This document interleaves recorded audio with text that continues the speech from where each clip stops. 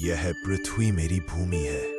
सिंध से लेकर कावेरी तक, हिमालय से समुद्र तक, यह भूमि मेरी मां है और मां पर आक्रमण सहा नहीं जाता। वर्ष था 738 ईस्वी। रेगिस्तान की उठती आंधी में अरब सेनाएं भारत की ओर बढ़ रही थी। सिंध की धरती पर उनका झंडा लहरा चुका था। अब वे पश्चिम भारत में घुसपैठ कर रहे थे। उनका अगला निशाना था भारतवर्ष। उन्हें लगा भारत बिखरा है, कोई उन्हें रोक नहीं सकता।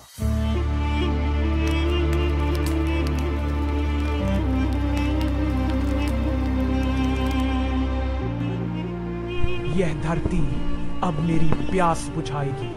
हर बस्ती, हर मंदिर हमारी तलवार के नीचे राख हो जाएगा। हिंदुस्तान की हवाओं में अब सिर्फ मौत की गंध बहेगी।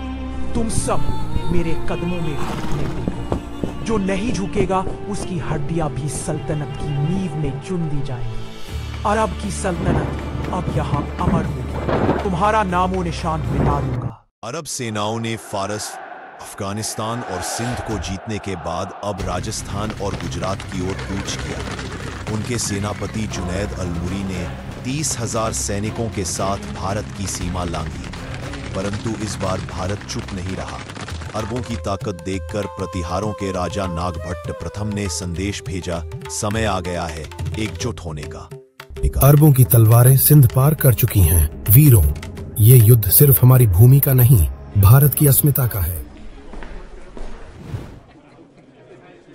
मेवाड़ से बप्पा रावल, दक्षिण से विक्रमादित्य और राष्ट्रकूटों के दंती दुर्ग तैयार हैं महाराज। मेवाड़ के युवा योद्धा बप्पा रावल युद्ध से पहले वे ध्यान करते थे, पर जब युद्ध छिड़ता तो स्वयं रुद्र का रूप बन जाते थे।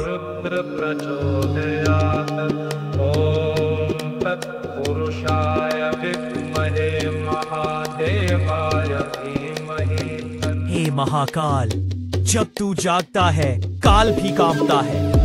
ये देह तेरा अंश है, अब इससे संहार होगा। जो भी सामने आया भस्म हो जाएगा।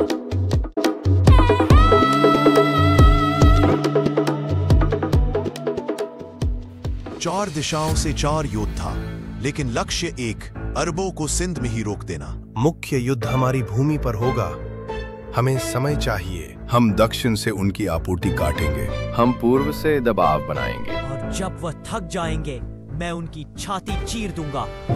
राजस्थान की सीमा पर बप्पा रावल के नेतृत्व में राजपूत, प्रतिहार और राष्ट्रकूट सेनाएं अरबों के सामने डट गईं। 5-6 हजार भारतीय सैनिक 30,000 से ज्यादा अरब सैनिकों से टकराए। यह जमीन अब अरब की सल्तनत है।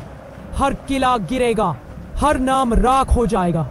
आज हिंदुस्तान का सूरज हमारी तलवार से बुझा दिया जाएगा। मौत तुम्हारे दरवाजे पर दस्तक दे चुकी है।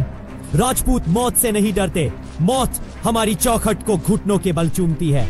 सैनिकों, आग बरसाओ, हर राजपूत को मिट्टी में मिला दो। हमारी सल्तनत का परचम इस धरती पर लहरा दो। वीरों, आज कोई पीछे नहीं हटेगा। तलवारें उठाओ, हर आक्रमणकारी को राख बना दो।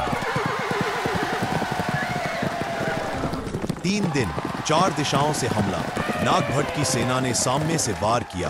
बप्पा रावल ने बाएं से धावा बोला। विक्रमादित्य और दंती दुर्ग ने पीछे से घेर लिया।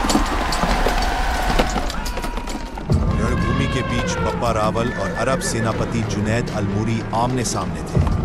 चारों ओर युद्ध का कोहराम, लेकिन इन 2 योद्धाओं की आंखों में बस एक दूसरे को हराने की जिद थी।